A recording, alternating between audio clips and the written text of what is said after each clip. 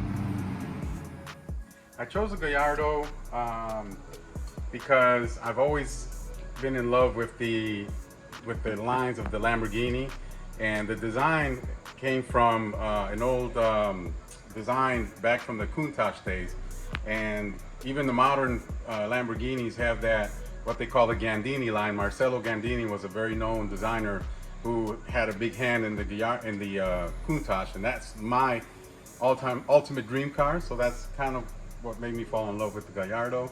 Love the R8, love some of these Ferraris that are out there, but when this came available, I just fell in love with it right away. So what I enjoy most about this car is, aside from the looks, the handling. This is a very sport type handling. It's tuned like a sports car, so the slightest move of the steering wheel and the car responds. You really feel the road under you, and the engine has so much power. The sound is one of the things I like the most. You don't need a stereo in this car. The stereo in there is not even all that great, but you don't care because all you want to hear is that engine roaring behind you. So that's basically the performance piece of it is what I enjoy the most of this car.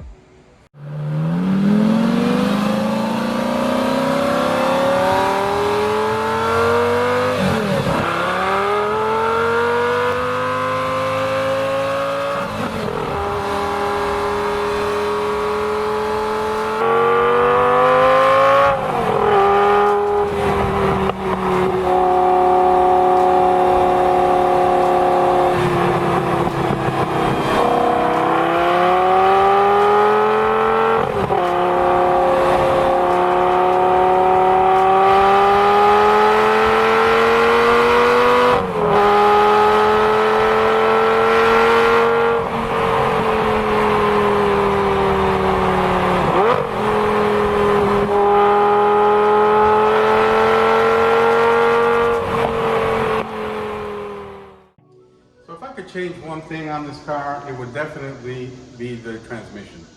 So these cars are notorious for the paddle shift transmission. Now don't get me wrong, it's a very fast transmission. It was the F1 transmission from back in the day.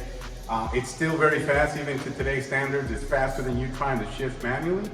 The problem with the transmission is the clutch. So the clutch dies down, the clutch eats, this car eats away at the clutch if you don't know how to drive it correctly.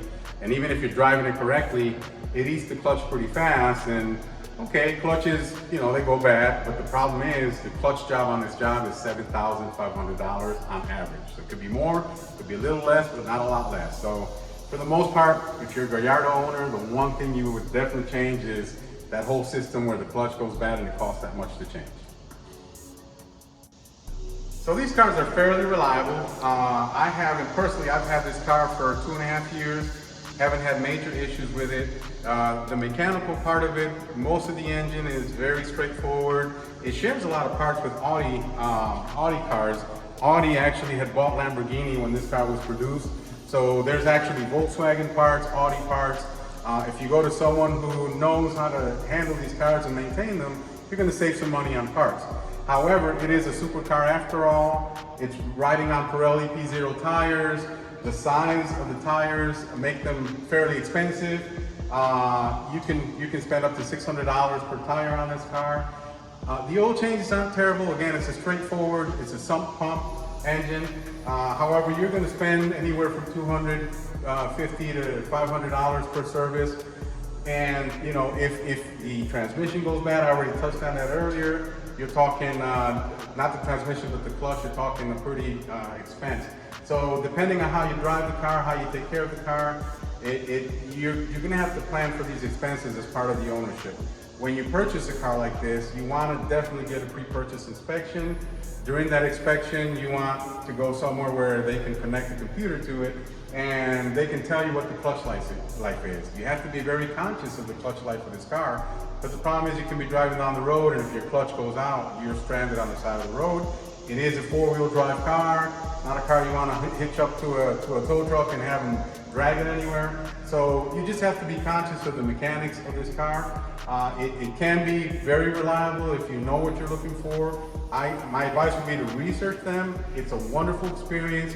It's a great way into the supercar world, but you have to know what you're buying. You have to know what to look for. You have to get that inspection. I spent $700 for my inspection because I had Lamborghini dealer come to the dealership where I was buying it in Raleigh and take the car back and in a closed trailer, so I was paying for transportation as well. PPI is going to cost you maybe $150, $200 to $250, but they'll go through the car and tell you things that you didn't even know were on the car, which was in my case.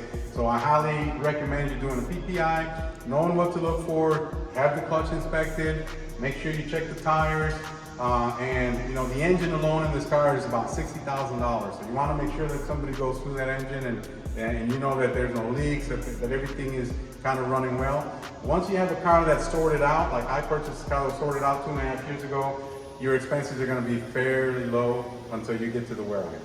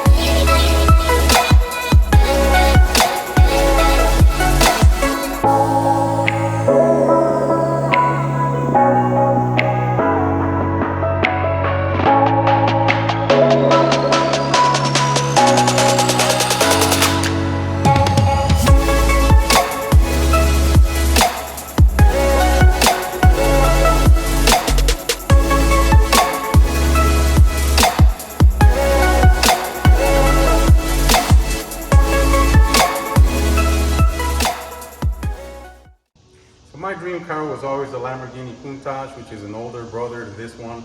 I think if I were to get another car, I don't think I'd ever get rid of this car because it was my first car, supercar. I think I would just go back to the 80s, which is my dream cars, the Ferraris of the 80s.